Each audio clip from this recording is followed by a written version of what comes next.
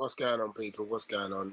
ACP Armchair Pundit back in the mix. Yeah, just a quick one because Premier League is back this week, and we've only got a couple of games alongside the FA Cup, so on and so forth. But before I do that, I just want to go over the Champions League and the Europa League very quickly. As you all know, we had the draw this morning. This is Friday morning. Friday afternoon, and Man City versus Dortmund, massive game for City. Porto, Chelsea, Bavaria, sorry, it should be Bavaria, but it's not. It's Bayern Munich versus Paris Saint-Germain, and Real Madrid, Liverpool. Massive games, people. I'm not going to go into the semi-finals. I think you get the gist. Qualify 3, play qualify 1, so on and so forth. So it's massive, man. So, you know, Man City go through, they can play PSG or Bayern Munich. Massive. It's, you know, once it gets to this stage, it's just massive. Who do I think will win? I'm going to enjoy it. I'm really going to enjoy it. Straight over to the Europa League. Obviously, Arsenal running out last night and losing to Olympiacos. But the damage was done from the first leg. I think I made that very clear. We should go through. Just going to run over the results quickly because I did mention on yesterday's stream, or was it yesterday, that everyone who played, who had the winners, who was winning initially, should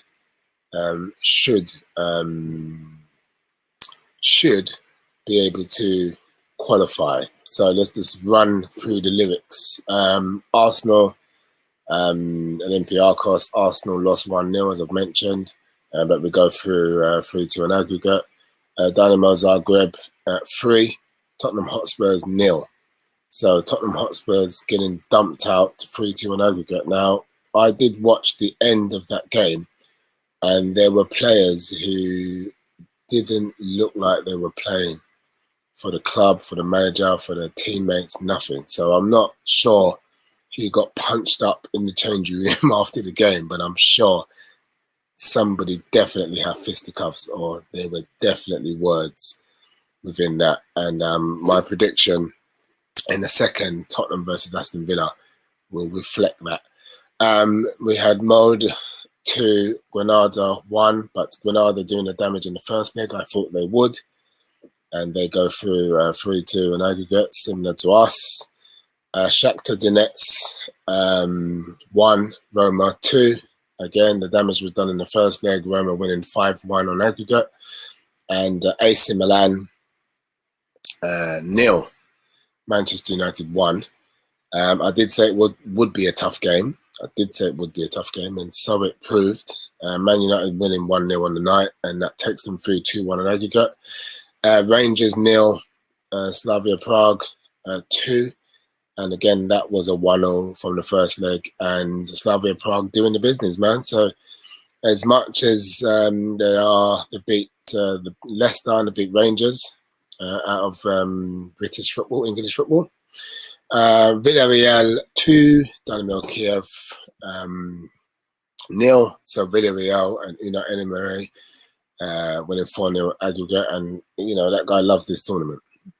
Young Boys 0, Ajax 2, Ajax winning 5-0 aggregate. I think I've not seen any of Ajax, but I've heard, you know, so that they are, you know, really going for it. They're not sort of backing down. They're playing good football. That's what I've heard. So the draw was made, as I mentioned, and Granada versus Manchester United, Arsenal versus Slavia Prague, Ajax versus Roma, and Dynamo Zagreb versus Villarreal. So again, Manchester United or Granada will play Ajax or Roma, and Dynamo Zagreb and Villarreal will play either Arsenal or Slavia Prague. So the route to the final is quite clear. You know, I will say, based on our own progress and where we are in the league, and this is everything. We already know that. I don't need to go over too much logistics, but we know this is everything to us from a budgeting perspective financially, and also just if we are interested in being back in Europa or in Europe. In Europa? Don't want to be in Europa. In Europe next season. So it's massive, massive, massive. I've not seen anything of Slavia Prague. All I do know is they beat Leicester and they beat Rangers. Rangers with Gerrard doing a decent job up there, but you know, they beat them. They look like they beat them on the night last night quite comfortably. I haven't seen the highlights, but I'm guessing by the scoreline it looks it. But I'm going to have a look. And Rangers getting 2 men sent off, and I did see a picture of the actual foul on the goalie. I don't know if he obviously doesn't mean to do it, but wow, horrendous. So yeah, and again, you know, it's quite interesting that you got Ajax versus Roma, because those are two clubs you probably would want to avoid, in all honesty. You know, massive clubs in their respective countries. So the fact that they get each other and the winner play either Man United or Granada is also good for us. You know, the only slipping point we are in is obviously we don't know Prague. We don't know them. Well, I don't know them. Arsenal will know them. But the way that they've beaten two interesting oppositions, i.e. Leicester and Rangers, it's going to be interesting. And then if we do beat them over 2 legs, Dynamo Kiev, who obviously had that famous result, I say famous, against Tottenham Hotspurs yesterday. And listen, Tottenham Hotspurs, you man, like I made it very clear in my last video about this power shift stuff, and it's just like, it's just silly now. It's just silly. Let's drop it. Let's stop the banter and all that stuff, and let's just get on with our lives with, you know, being in our shadow. Just leave it that way. I'm not trying to be cocky or too rude, but oh my god, terrible. Yeah, if whoever wins out of that and Villarreal, that's who we can get. So we could end up playing Unai Emery. That would be interesting, wouldn't it? And that's the thing. And he obviously knows us. We know him.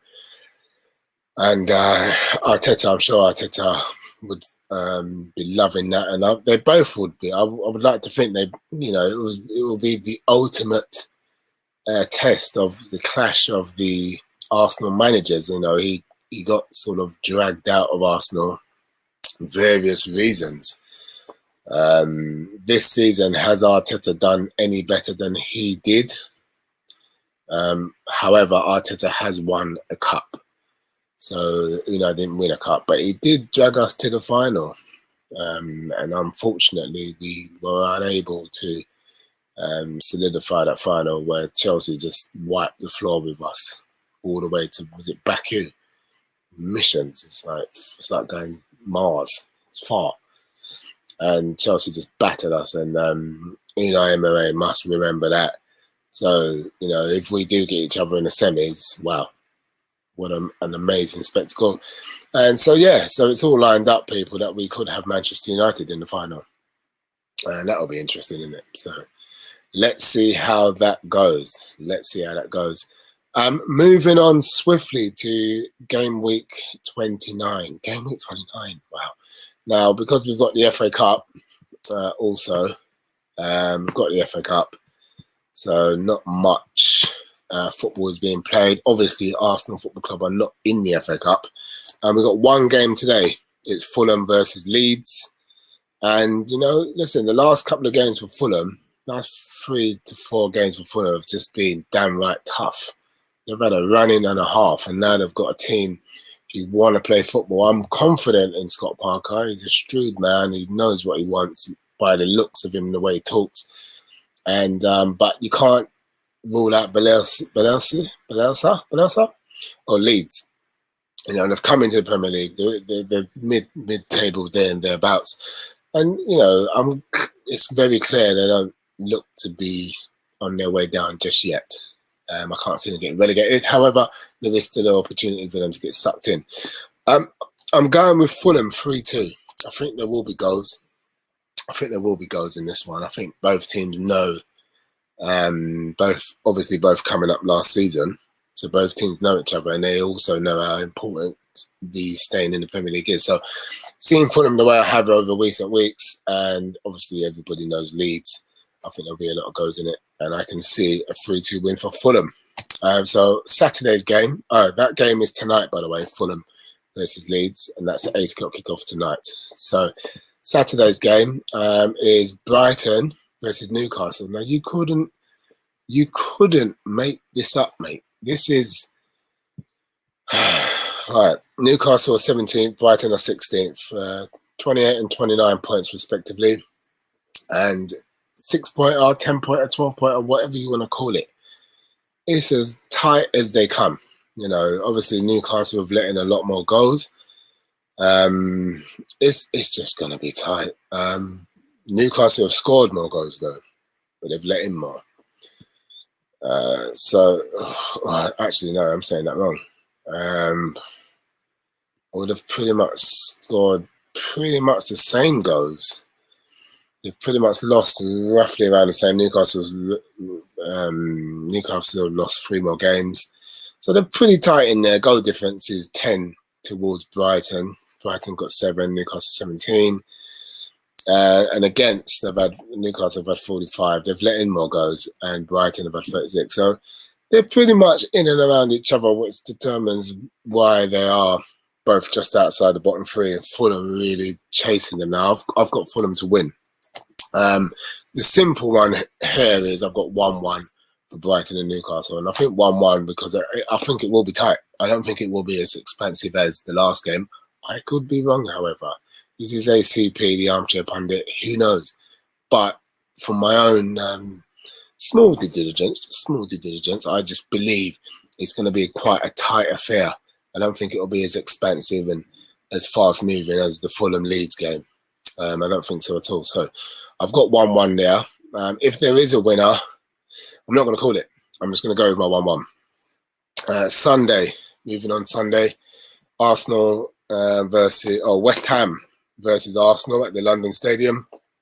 Obviously, Arsenal coming off the North London win.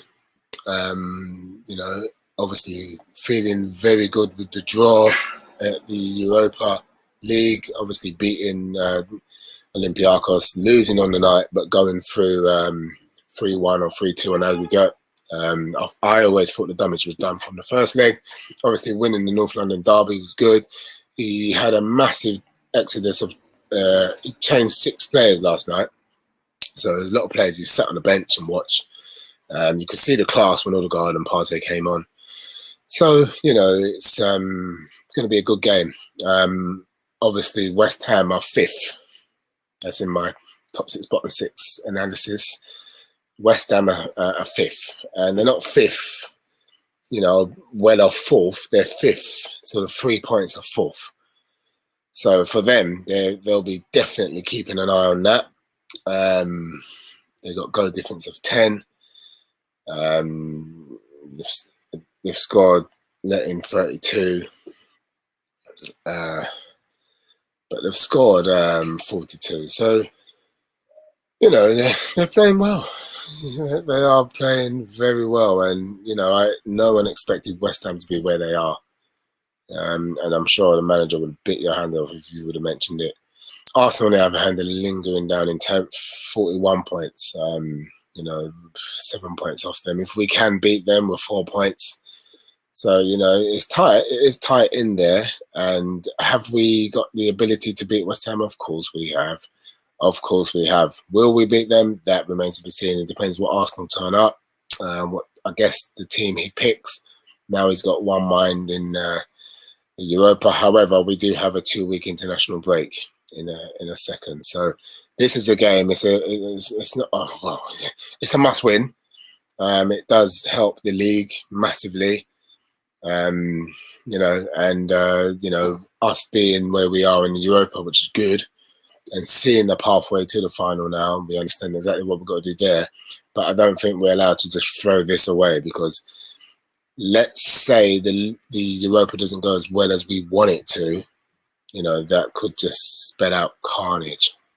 And that's what we do not need at this time. The game after that is Aston Villa versus Tottenham Hotspurs, and Tottenham, as I say, that weren't good. Harry Kane and players who Gareth Bale. I don't think Gareth Bale's too bothered. He's won everything. The only thing he ain't won is the World Cup. but he's won pretty much everything in the Liga. I don't know if he won the league, but I definitely know he won the Champions League a couple of times. So he's going overhead kicks and everything. So playing with the best. So he's happy regardless. Yes, he's having hard times, but, he's back into his career. I'm not thinking Steve Bobby. Harry Kane, on the other hand, is probably seeing him and the way he talks and what he knows and doesn't know, and thinking, well, if I'm going to do anything, I've got to do it now. So Harry Kane's got a massive decision to make after the Euros or before the Euros, or he's already made his decision. But this game, again, Aston Villa and Spurs, they're neck and neck in the league, 9th and 10th. 9th and 8th, respectively. It's Arsenal, Villa, Tottenham. So how interesting. If Tottenham lose this, Arsenal win, level on points with them. We've got 1 point behind, sorry. It's interesting. So, I've got Villa to win 2-1. I think the misery will continue to pile on. I think it has to do that. I think the way Mourinho spoke after, he's got 1 foot out the door. He's not got 1 hand on the handle. I think he's actually blocking the door now. Like he's got bailiffs there. Like he is you're trying to kick it. He's waiting to go. I'm trying to make it sound all flowery, but there's no flowers with this guy. I think he's got 1 foot out the door, and Levy's trying to drag him back in. But I think he's like, listen, I can't do nothing with this squad. This squad is not trying to listen to me. And I think that was clear yesterday because they were 2-0 up. And for them not to score at all, with arguably one of UK, England's best strikers, or should be one of our best strikers of all time, is a funny one. And Gareth Bale and various other Lucas Moura and so on and so forth. So, yeah, they've got a tough one. I think they'll lose, and I think the misery will pile on. The mid-table, they're out of the Europa. They do need to continue to battle on for top 4, to be fair. But because of the attitude of the players, I just don't think it's possible for them. And that is everything from a Premier League perspective for game week 29. I think there will be a load of exodus of games being piled on going forward. I'm not sure how they're going to pan out, but I will be all over them. We also know we've got the FA Cup.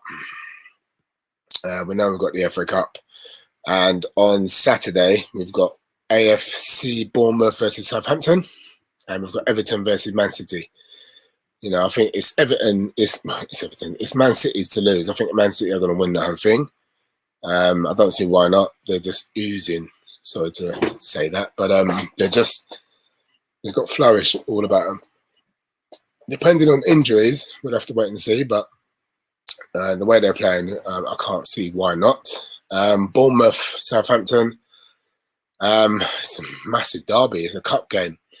Bournemouth are obviously down in the Championship now. Southampton are in a very indifferent season in the Premier League. I think they're hovering with relegation. So a quick look.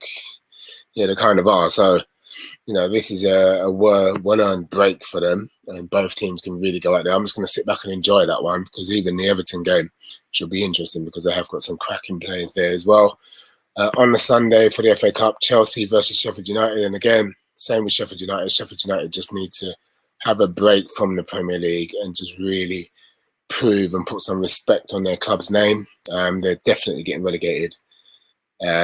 Chelsea, on the other hand, are probably thinking, you know what, let's win this tournament. Why not? The new manager's coming. The players seem to be weathering all types of storms. The holiday period, is it still going? Is it not still going? But they're still playing very well. So we're looking at this thinking, I know I've heard about the FA Cup. Let's continue what we're doing. So Sheffield United got a tough game, but again, this is the romance of the cup. Leicester versus Manchester United. Again, both clubs sitting high up in the Premier League, 2nd and 3rd respectively. It is a well-earned break. I think Leicester would see it as a more incentive, where Manchester United are. I don't think they're chasing the league. I find that very difficult to believe now. I think City have run away with it. But they are in the Europa League. They did just draw. I can't remember who they drew now. Granada. So they'll be looking at that one eye on that. However, Manchester United have never shied away from a massive FA Cup run and winning the competition. I think they're 2nd to Arsenal for all-time trophy lifts with the FA Cup. So I think they'll be having an eye on it from a club perspective. Leicester, I think their main job is to stay 4th. Like, you bottled it last year. I'm confident they've got the same manager. They've pretty much got the same players. They've added a couple of additions. I'd be very surprised if they're happy to let that all run away from them this year. So that will be their main cause for concern from a Leicester perspective. However, again, Manchester United with that romance. So good games all round.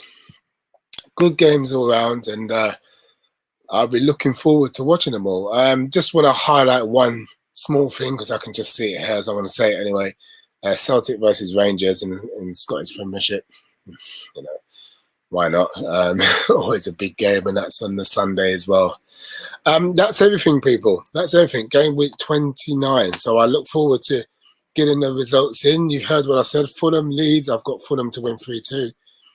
Brighton Newcastle. I think 1-1. I think it'll be quite cagey. I think there's a lot to lose in that game.